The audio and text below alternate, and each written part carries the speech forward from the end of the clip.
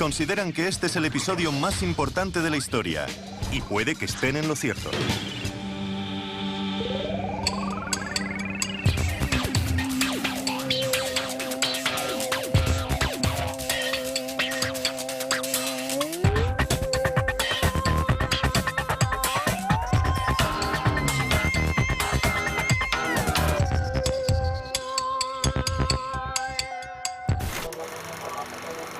En julio de 1947, Roswell era una pequeña ciudad dormitorio rodeada de ranchos y desiertos.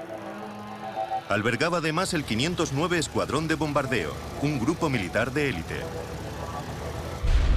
Acababan de lanzar 2 bombas en Japón y habían probado un par más en el Pacífico. Los Estados Unidos habían ganado la guerra, y justo cuando todo parecía volver a la normalidad, sucedió algo extraño. Un objeto grande y plateado se precipitó desde el cielo y se estrelló contra el desierto con estrépito.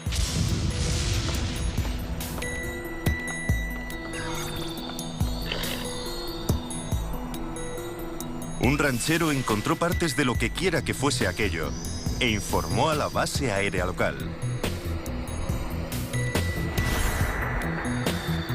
Enseguida, el gobierno se interesó por el suceso y por primera y única vez en la historia del país, emitió un comunicado de prensa sobre el accidente del disco volador. Lógicamente, la noticia acaparó los titulares de toda la nación. Titulares del 8 de julio de 1947. Se ha encontrado un disco volador, la gran historia del año. ¿Qué es y a quién pertenece el platillo volante? Pero un día después se retiró la nota de prensa y se emitió una nueva, con una explicación aún más mundana.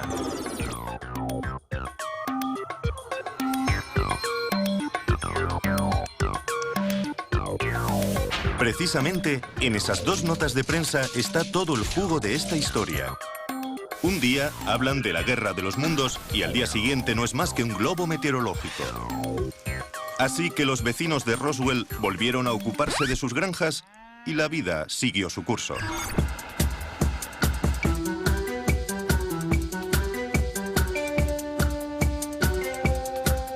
Aunque, claro está, aquello no fue el final.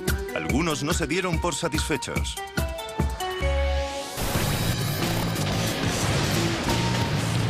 Nunca habríamos oído hablar de Roswell, ni habría salido en las pantallas de televisión, de no ser por el encuentro casual de 2 hombres en 1978.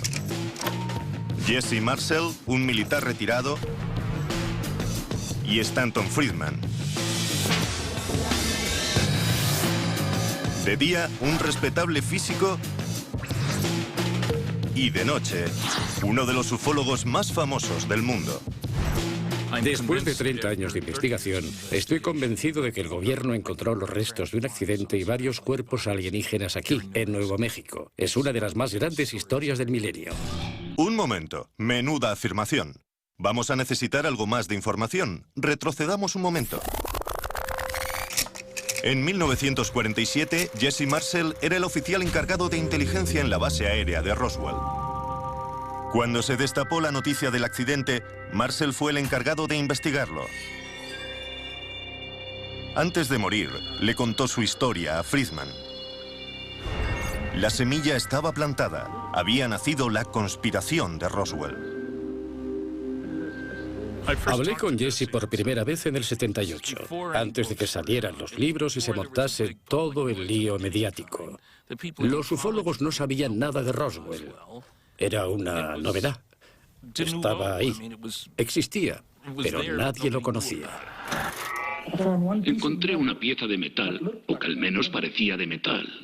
No era flexible, pero era muy fina como un cigarrillo. Intenté hacer una muesca, pero no podía doblarla ni marcarla. Así que cogí un martillo y la golpeé. La coloqué en el suelo y la golpeé. Y el martillo rebotó en la pieza. Aquello no era ningún globo meteorológico, era una nave. ¿Qué clase de nave? No lo sé. No había motivos para que nadie mintiese en aquellas circunstancias. Si olvidamos el hecho de que estamos sugiriendo que el encargado de inteligencia del principal grupo militar de élite del mundo se inventó semejante historia, no tiene sentido.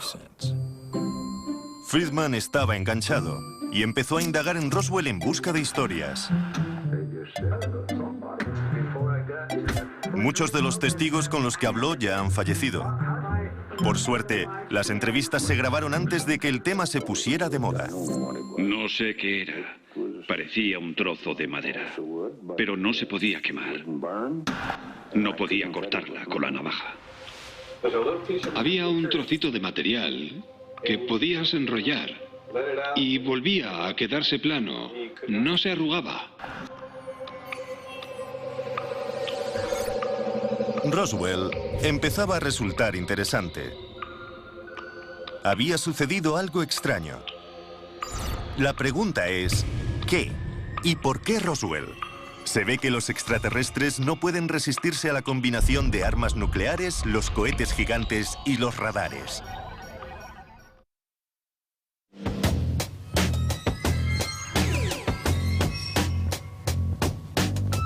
Sucedió algo extraño en Roswell, eso lo sabemos. Como también sabemos que ninguno de nosotros habría oído hablar de ello si Stanton Friedman no hubiese conocido a Jesse Marcel. Marcel le habló a Friedman del platillo volante que se estrelló en Roswell. A partir de ahí, Friedman desarrolló una teoría.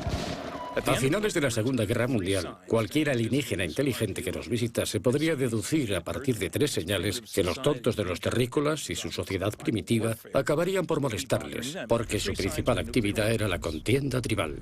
Aquellas 3 señales eran las armas nucleares, los cohetes V2 y un potente radar. ¿No es increíble que en julio de 1947 el único lugar del planeta donde se podían estudiar las 3 tecnologías fuese el sureste de Nuevo México?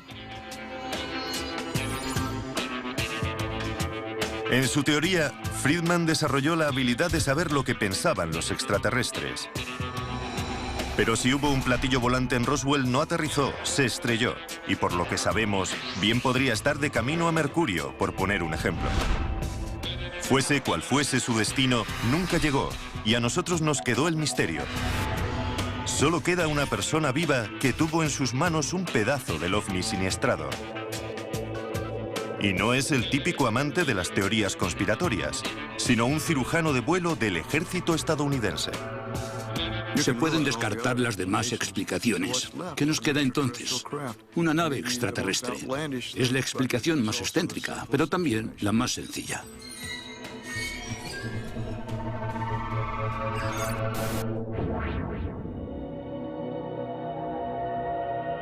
Por suerte para nosotros, antes de regresar al hangar 84 con trozos del disco siniestrado, Jesse Marcel se detuvo en su casa para enseñárselo a su esposa y a su hijo, Jesse Marcel Jr.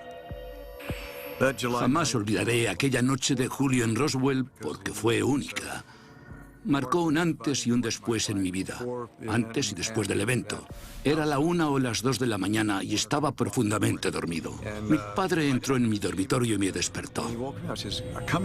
Me dijo, ven aquí, Jesse, quiero enseñarte algo. Estaba entusiasmado y mi padre no era muy dado a ello, así que me resultó extraño. Me di cuenta de que fuera lo que fuese, era muy importante. Fue a despertar a mi madre y colocó unos restos en el suelo de la cocina. Nos dijo, esto es material de un platillo volante. Luego había una especie de fragmentos de viga en I y en la superficie tenían lo que parecían jeroglíficos. Y pensé, ¿qué es esto? Marcel y su padre mandaron recrear aquellos trozos tal y como los recordaban para poder enseñar al mundo lo que vieron aquella noche. En la cara interna de esta vigueta están los símbolos. El que mejor recuerdo es el que había en un extremo, porque pude asociarlo con objetos que conocía, como una foca haciendo equilibrios con una pelota en el morro. Pero el significado de estos símbolos escapa a mi débil mente. A lo mejor dice, no tires de la cadena con gravedad cero o algo así. Los observamos durante 10 o 15 minutos. Mi padre insistía en que lo recordase como si fuese a recordarlo durante el resto de mi vida. Y caray, casi 60 años después sigue ahí.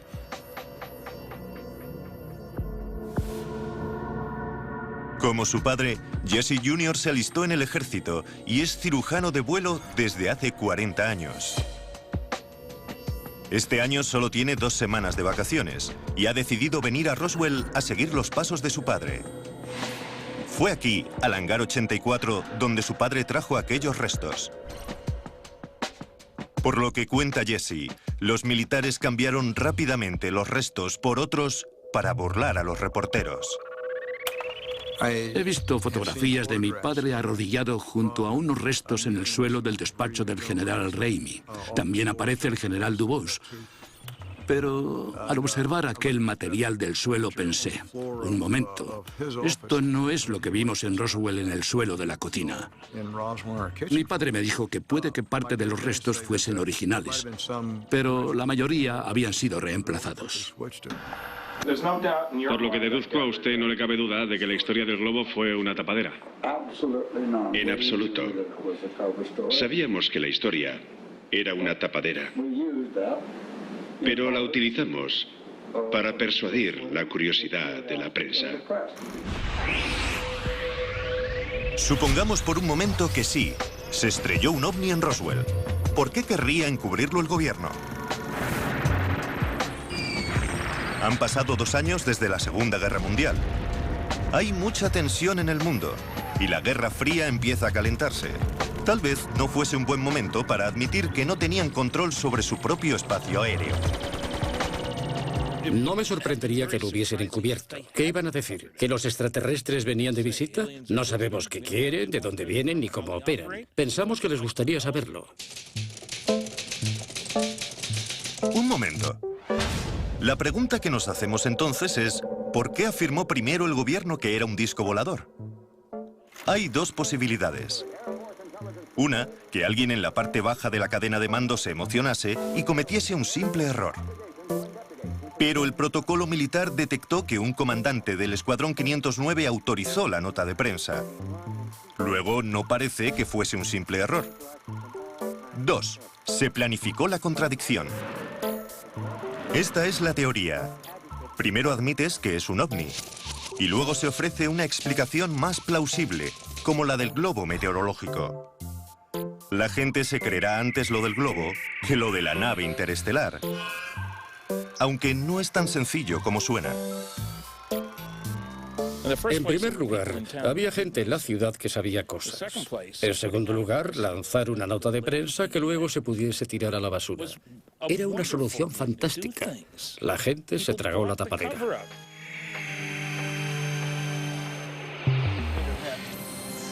Indagando en Roswell, Stan había desenterrado una historia de lo más jugosa. Es un placer conocerle. Lo mismo digo, Becky.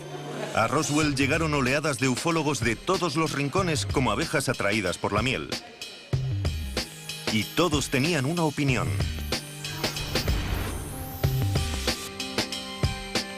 Dave Thomas es físico y matemático, además de presidente de un grupo llamado Nuevos Mexicanos para la Ciencia y la Razón. En ciencia decimos que las afirmaciones extraordinarias requieren pruebas extraordinarias. Y si queremos que alguien crea algo tan extraordinario como que los extraterrestres han surcado el espacio hasta llegar a la Tierra, se necesita algo mejor que unas fotos desenfocadas. Se necesita una prueba física de verdad. Lo mejor sería una gota de sangre alienígena. Eso sería más importante que la teoría de Darwin. No se podría saciar el entusiasmo científico por tal historia. Y no ha sido el caso, porque los extraterrestres todavía no nos han visitado. Puede que suceda algún día, pero todavía no ha pasado. Entonces, ¿cómo se explica esto? Algunos creen que lo que cayó en Roswell fue más que un simple disco. Tom Carey y Don Smith son expertos ufólogos. Han dedicado más de 20 años a esta historia y están convencidos de haber descubierto la verdad. Lo que se estrelló en Roswell no era de este planeta. Nos lo han confirmado montones de testigos que vieron el accidente y a los tripulantes fallecidos.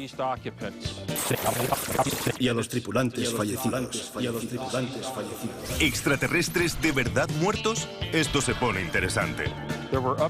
Creemos que se encontraron 5, 6 o 7 cuerpos en 3 lugares distintos.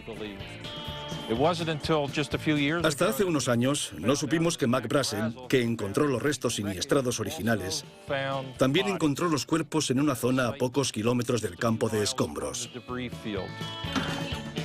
¿Cómo lo saben? Tom y Don hablaron con testigos y con sus hijas, hermanos y nietos. Todos describieron cosas extrañas pero similares.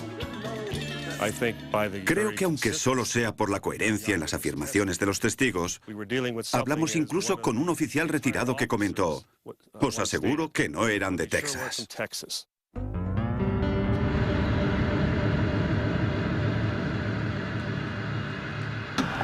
Eran bajitos, tenían la cabeza grande para su tamaño. Tenían la cabeza grande, más grande por arriba y estrecha por abajo. Su cabeza era mucho más grande que el cuerpo, como desproporcionada en relación al cuerpo. Tenían los ojos muy hundidos y lo más increíble es que el cráneo era flexible, no era un cráneo duro. Mi abuelo me dijo que tenían la cabeza muy grande y que el traje que llevaban era como... parecía de seda. Parecían humanos, pero no eran como nosotros.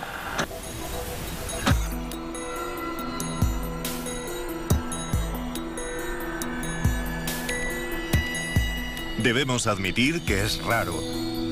¿Por qué iban a contar la misma historia unas personas que no guardaban relación alguna entre sí? Por extraño que parezca para algunos, aunque a mí me parece de lo más normal que hubiese cuerpos, tiene que haber tripulación a bordo de una nave. ¿Y por qué se estrellaron? Porque alguien cometería un error. Había una tripulación, individuos.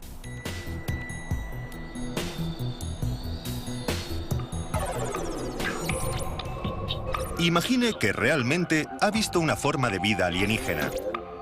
¿Por qué esperar 30 años para contarlo? Yo diría que es una historia tremenda como para callársela, a menos que le hubiesen amenazado. Me dijo que yo no había visto nada, que no había habido ningún accidente. Le dije: mire, señor, soy un civil y no puede hacerme nada. Y me respondió: sí que podemos, señor. Me dijo que alguien sacaría mis huesos de la arena. Llegó la policía militar y nos dijo a George y a mí que si hablábamos del incidente, si mencionábamos cualquier cosa, no solo nos matarían a nosotros, sino a toda la familia.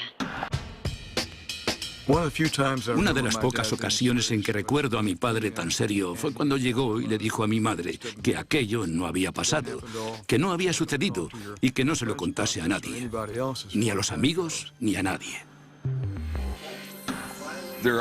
Los testimonios de los testigos resultan problemáticos. Tal vez quieren creerlo con tanto ahínco que no se dan cuenta de que están exagerando la verdad. En el caso concreto de Roswell, el gran problema es que han pasado 40 o 50 años. No aparecen ni en los libros de ovnis de los 60. Y de pronto, como el ave fénix, Roswell resurge de las cenizas y se convierte en un mito tremendo, cada vez mayor. Y uno de los signos de esa mitología en aumento es que las teorías empiezan a diversificarse. En lugar de converger hacia lo que realmente sucedió, en vez de un solo lugar del siniestro, aparecen 6 distintos, para que puedas elegir. ¿Qué autor de ovnis te gusta más? Pues te quedas con él. Y he aquí una de las teorías sobre el lugar del accidente. Don y Tom nos mostrarán a continuación sus averiguaciones en esta enorme pizarra. En nuestra opinión, a 32 kilómetros al sur-sureste de Corona, se produjo una explosión de la que cayeron restos en este punto concreto. Siguiendo la línea de la trayectoria del objeto, varios cuerpos cayeron a unos 3 o 3,5 kilómetros al suroeste. Esa es la segunda zona. Siguiendo la línea de la trayectoria, los restos de una cápsula siguieron a unos 25 kilómetros antes de impactar en este punto a 65 kilómetros al noroeste de Roswell. Todavía no lo hemos encontrado. Seguimos buscando este sitio. Por lo que a mí respecta, se produjeron 2 accidentes. Creo que hubo gente que quiso tener su momento de gloria o participar del fenómeno de Roswell, y por eso han mencionado otros puntos, y lo siguen haciendo, incluso mucho después de que los datos hayan demostrado que no existieron. Para muchos, es una forma de hacer carrera. Los libros, las películas. A mí no me pagan miles de dólares por una charla. Los platillos volantes no son reales. La gente no está dispuesta a gastarse el dinero para oír eso. Si lo abres, te lo firmo. De acuerdo. Y tendrás que comprar. 14,95. No era broma, 168 minutos. Sarnet me da un codazo y me dice, Don, hemos vendido todas las entradas. Un éxito. 9,95 dólares. Así que ahora la historia de Roswell ha generado su propia industria. Toda esta investigación ha desatado una tormenta de arena de controversia. En la década de los 80 los debates se acumulan. ¿Hubo cuerpos? ¿No hubo cuerpos? ¿Discos, globos? ¿2 zonas de impacto? ¿3? Resulta agotador. ¿Alguien más quiere que le firme un libro?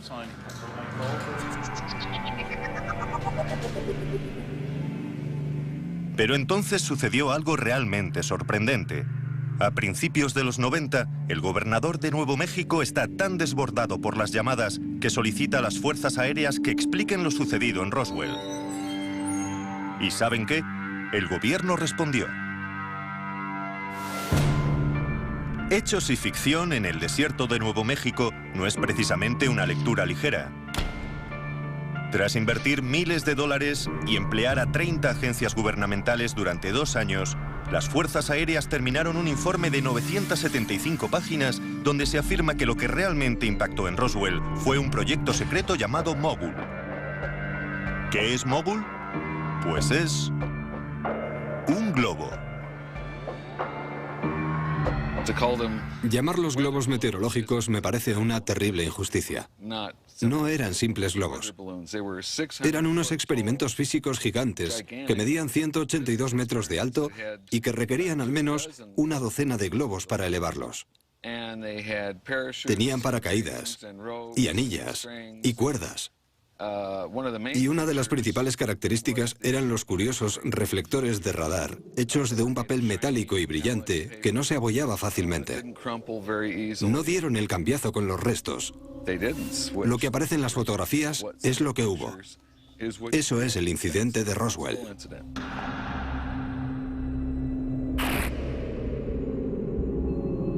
¿Podría ser así de sencillo? ¿Decía el gobierno la verdad? ¿Por qué necesitaron entonces otras 300 páginas del informe para explicar los símbolos?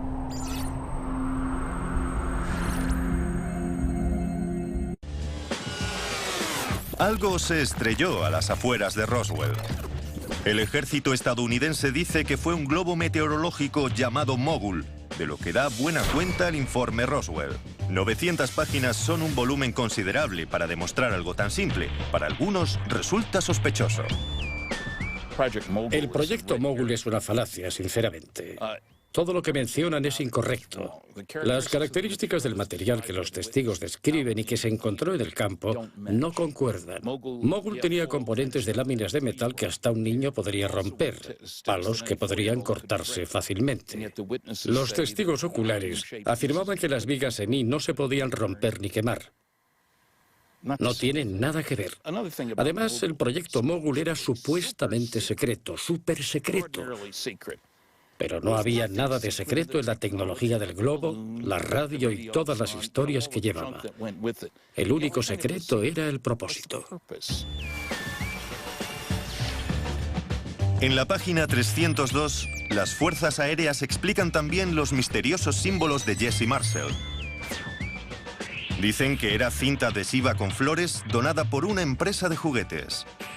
El único testigo por el que podría responder es Charlie Moore, mi profesor de física, que lanzó aquellos objetos. Es un físico muy respetado Él vio en primera persona los reflectores de radar con aquellos curiosos símbolos que parecían extraterrestres. Habrá visto cientos y seguro que se preguntaba por qué aquel fabricante de juguetes ponía aquellos simbolitos en los reflectores del radar. Misterio resuelto. He visto parte de la cinta adhesiva y es mucho más ancha y más grande y en ella aparecen flores, no esta clase de símbolos. Yo puedo comparar una cosa y otra y eso no es lo que vimos. Punto. Pues ya está todo aclarado. ¿Se acuerdan de esto? En el mejor de los casos sería una gota de sangre extraterrestre. Sangre alienígena. ¿Y si no solo fuese sangre, sino la cabeza de un extraterrestre? Y piernas. El ser entero. Cuidado con lo que desean. Puede hacerse realidad. El infame vídeo de la autopsia a un extraterrestre. Aquí es donde comenzó todo. Detrás de mí hay unas marcas que indican el supuesto lugar del accidente del OVNI, donde se encontraron 3 cuerpos alienígenas en 1947.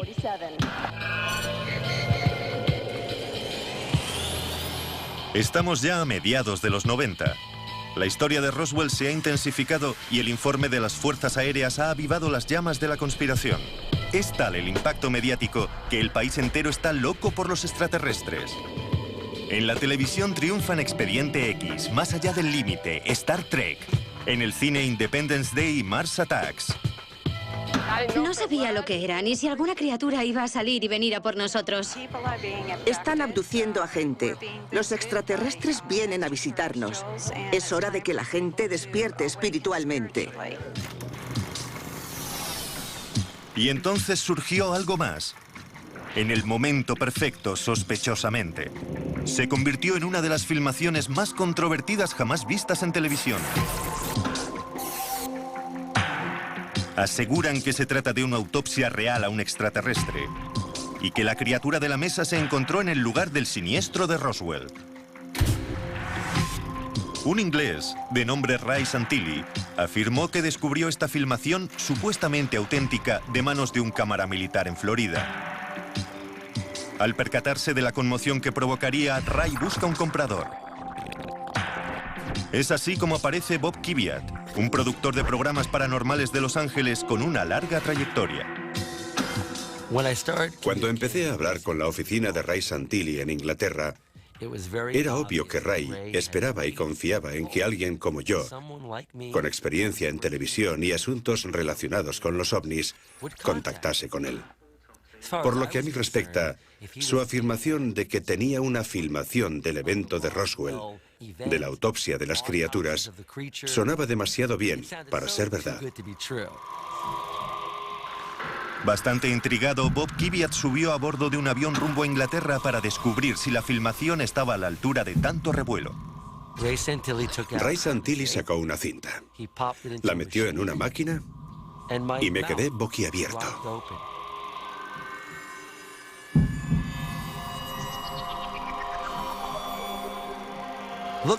Parecía una extraterrestre preñada. Enseguida mi mente se puso a elucubrar toda clase de ideas disparatadas. Parecía una película de ciencia ficción.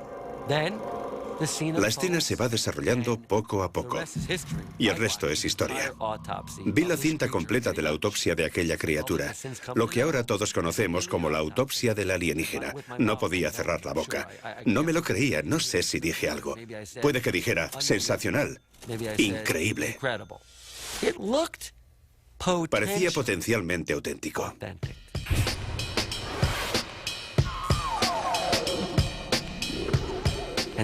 Todo aquello se me ocurrió mientras lo veía. Era imposible no mostrárselo al público estadounidense. Eso era lo que sentía. Se ha dicho de todo sobre la autenticidad de la filmación de la autopsia. Pero, ¿cómo averiguar la verdad?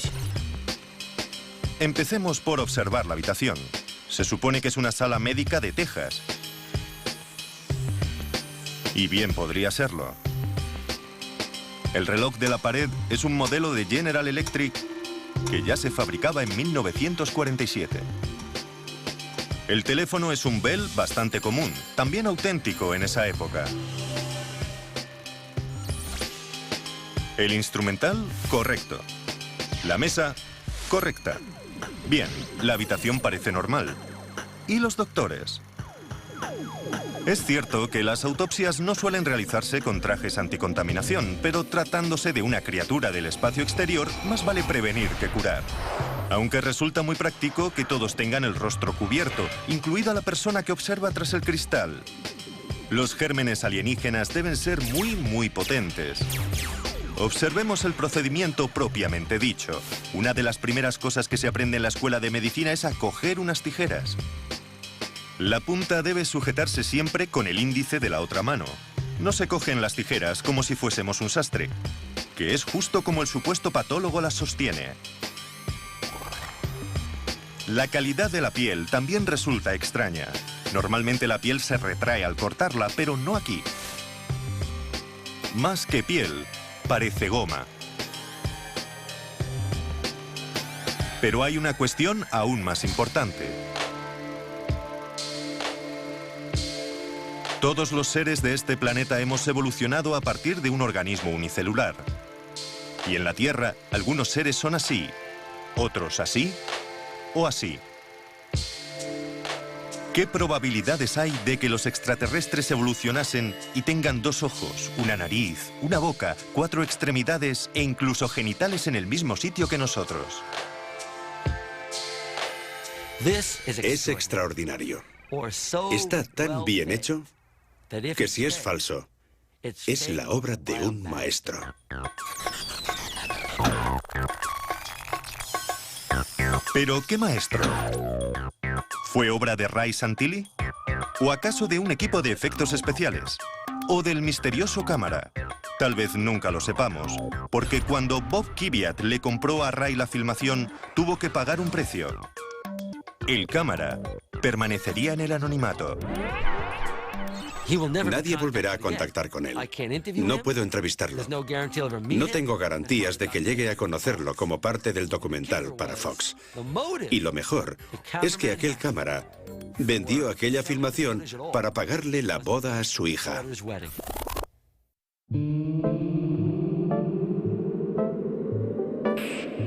Parece que todos consiguieron lo que querían. Fox emitió el programa y 30 millones de personas se quedaron pegadas al televisor. A día de hoy no hay pruebas de que la filmación sea real, pero quienes no conocían nada de Roswell ya pueden participar en el debate.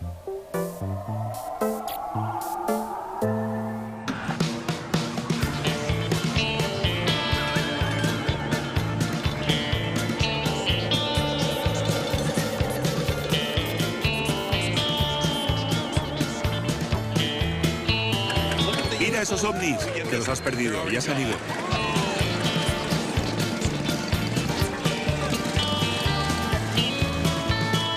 La leyenda de Roswell crecía.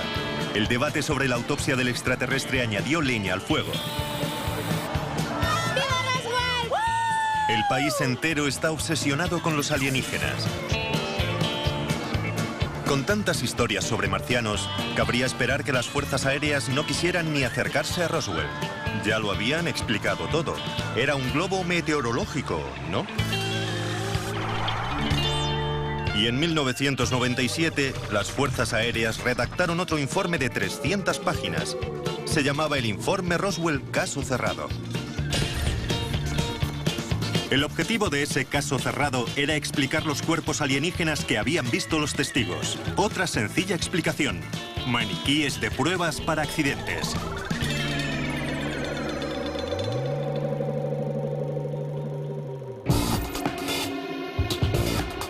Nick Redfern es ufólogo y autor de 7 libros sobre fenómenos paranormales. Cuando apareció la teoría de los maniquíes de pruebas, enseguida se formó una opinión. Roswell sigue desafiando las explicaciones y precisamente por eso el misterio perdura. La gente dice, puede que se estrellase un ovni, a lo mejor fue un globo mogul o los maniquíes de pruebas. Y entonces se preguntan, con razón, si no sería todo un error para cubrir el globo meteorológico. Yo personalmente no me trago esa teoría y me parece sospechoso que el propio gobierno haya desarrollado teorías tan dispares. ¿Por qué lanzarían las Fuerzas Armadas maniquíes de prueba en medio del desierto? ¿Para probar asientos de eyección a gran altitud? Suena razonable. El único problema es que esta práctica no comenzó a emplearse hasta 1953. De 1953 al año 47 van 6 años. Los maniquíes tendrían que haber viajado en el tiempo, lo cual es absurdo. En segundo lugar, los maniquíes deberían tener la misma altura y peso que los pilotos. Los testigos nos han dicho que medían 1 metro o metro y pico. El color se describe entre verde rosáceo y verde grisáceo. Ojos sesgados. Sin nariz. Solo 2 pequeños orificios. Una rayita en forma de boca. 2 pequeños agujeros por oreja.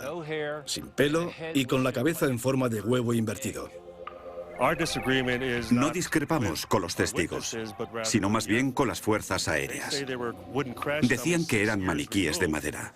Y según nuestros testigos, se recuperaron seres vivos. Independientemente de si la gente vio maniquíes de pruebas o alienígenas, la cuestión es: ¿por qué las Fuerzas Armadas invierten tanto tiempo y dinero en desacreditar el supuesto hallazgo de cuerpos alienígenas? Es fácil decir que cuando algo se niega con tanto ahínco, parece verdad. No hay constancia de otros casos en los que hayan invertido tanto tiempo, dinero, esfuerzo, energía y mentiras. Creo que son conscientes de que si el público se cree lo de Roswell, serán acusados de mentir, de distorsionar y encubrir la verdad. Y hay gente que no quiere oír eso. De acuerdo. Algunas personas quieren creer en el incidente de Roswell porque es una teoría de la conspiración. Y cuando se lanzan estas teorías, se retroalimentan. Y al tratar de refutarlas, lo que se hace es añadir más leña al fuego. Creo que forma parte del juego. A la gente le encanta tirar del ovillo. Y es una historia, digamos, atractiva. Aquí llega el extraterrestre más creíble, el número 8. Roswell es la meca del movimiento ovni. No cabe duda de que las fuerzas aéreas han contribuido a avivar las llamas de quienes hablan de teorías conspiratorias. ¿Pero acaso eso nos permite comprender mejor qué sucedió realmente? Por desgracia, no. Y puede que esa sea la cuestión. Sospecho que tal vez algunas de las historias y teorías contrapuestas se han lanzado o se han tapado. Se hicieron a propósito, simplemente para confundirnos. ¿Y si todo el debate sobre discos, globos, mogul, símbolos en cinta adhesiva, cuerpos y maniquíes hubiese sido deliberado? Si distraemos al público con extraterrestres, será más fácil ocultar la verdad. Volvamos al principio. Recordemos dónde empezamos.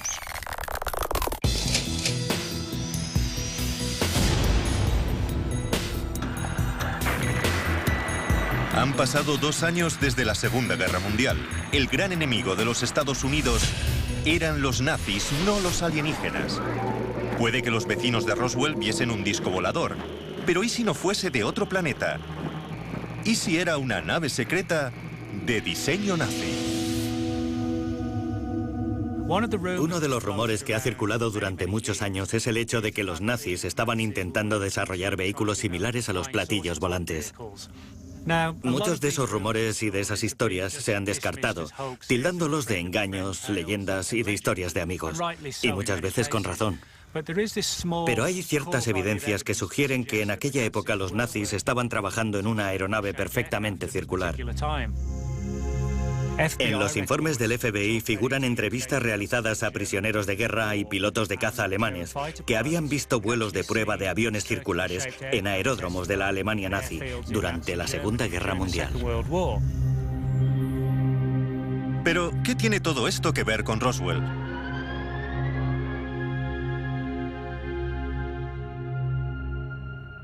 Los mismos científicos que puede que realizaran vuelos de prueba con estas naves en forma de platillo fueron traídos secretamente a Estados Unidos bajo el inofensivo nombre en clave de Operación Paperclip. La Operación Paperclip es un proyecto que comenzó en la fase final de la Segunda Guerra Mundial para atraer científicos nazis y colaborar con Estados Unidos en el conflicto bélico.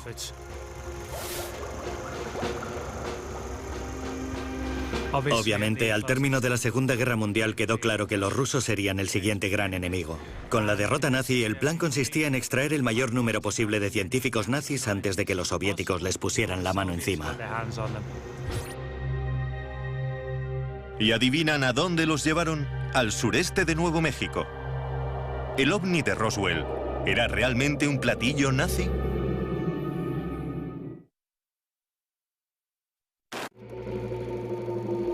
¿Y si lo que impactó no fue un balón meteorológico como afirma el ejército estadounidense? Ni un ovni, como afirman los ufólogos. ¿Y si fue una nave nazi? La Operación Paperclip era una operación secreta para traer a científicos nazis al desierto de Nuevo México. Uno de los principales motivos por los que la Operación Paperclip era clasificada y se consideró controvertida es porque muchos de los científicos que trajeron no eran solo científicos alemanes a los que los nazis habían obligado a trabajar para ellos. Algunos eran nazis ardientes. Y lógicamente, el hecho de emplear a la élite científica nazi a finales de la Segunda Guerra Mundial era algo que muchos no solo considerarían controvertido, sino inapropiado.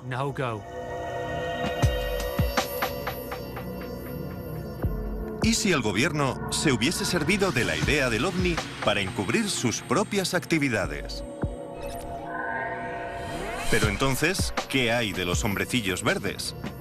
Paperclip ofrece una explicación plausible para el disco, pero ¿y los pilotos de 1 metro de altura? Lo que tenemos en Roswell es un enorme campo lleno de restos e informes de cuerpos alienígenas prácticamente en el mismo lugar. Seguramente lanzaron un cohete V2, una práctica habitual en esa época, traído de la Alemania nazi y con una tripulación de monos a bordo, que impactó fuera de los límites establecidos. Con la Guerra Fría en su punto álgido, no querían que los rusos se enterasen, así que inventaron toda esta historia del disco volante para encubrir este experimento con monos.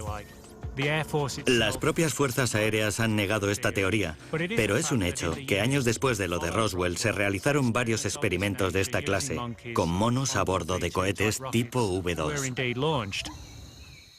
Seguramente no les sorprenda que los ufólogos más entregados no sean muy amigos de esta teoría. Allí no había nada convencional, ni cables, ni tubos de aspirador, ni remaches, tornillos, pernos, nada de eso. Si era tecnología alemana, ¿cómo es que emplearon componentes extraterrestres? La realidad es que ninguno de nosotros, ni siquiera los ufólogos, estuvo allí. Desde 1947, numerosas personas han tratado de averiguar la verdad de lo que sucedió en Roswell, pero ¿saldrá alguna vez a la luz?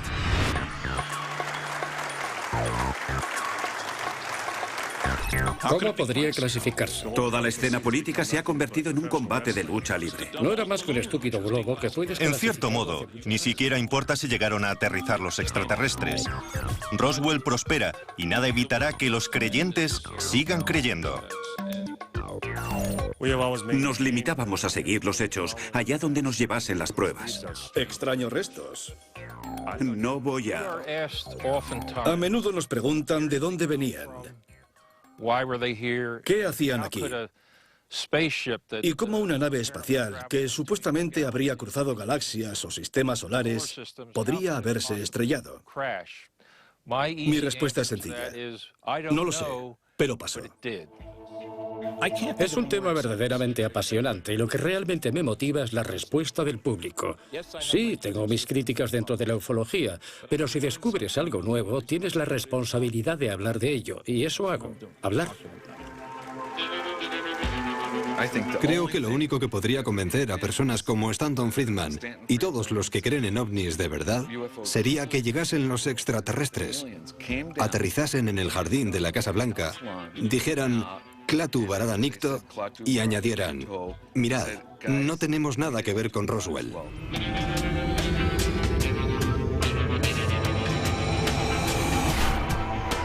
Puede que las pruebas definitivas se encuentren en algún archivo militar o en alguna cámara acorazada. Y tanto si sale a la luz como si no, seguiré creyendo que en Roswell se produjo un acontecimiento de gran importancia y muy controvertido. Incluso si hay una explicación racional, aún debemos enfrentarnos a un gran problema: el testimonio del pueblo de Roswell. No era un avión derribado, ni un globo meteorológico, ni un globo móvil, ni ningún dispositivo secreto de los nazis, los rusos o quien sea. No era nuestro. Aquello vino de otro lugar. Si creen que la leyenda de Roswell no es más que una sarta de mentiras, entonces significa que todas aquellas personas estaban muy equivocadas o mentían.